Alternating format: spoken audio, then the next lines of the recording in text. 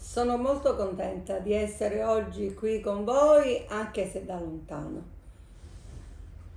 La giornata di oggi in cui parliamo di Talei, dell'albero falcone, mi fa ritornare indietro di 30 anni, nei giorni immediatamente successivi a quel tremendo 23 maggio.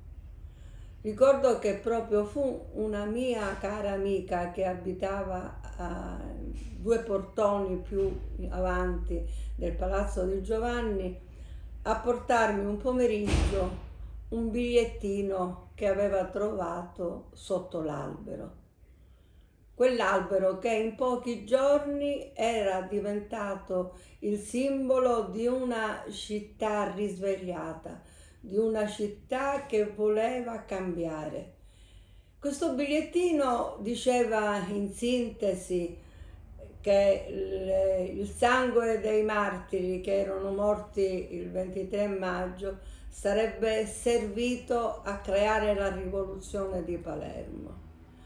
Ma quello che più mi impressionò fu la firma di quel bigliettino, che diceva appunto quanto era cambiata Palermo, perché quel bigliettino era firmato Uno di Ballarò.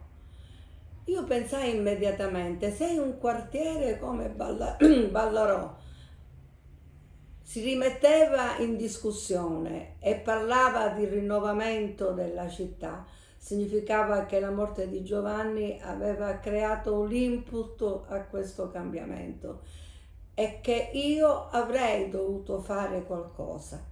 Proprio fu da quel biglietto che è nato il mio desiderio di creare la fondazione e via via tutta l'attività che abbiamo svolto in questi 30 anni. È bello oggi che ci sia questa manifestazione in cui l'albero è diventato, ha dato la possibilità di creare nuovi alberelli che saranno dislocati in tante parti d'Italia e del mondo. Io ricordo di avere piantato addirittura un albero falcone in una lontana città della Spagna, vicino a Santiago de Compostela. Era una città che soffriva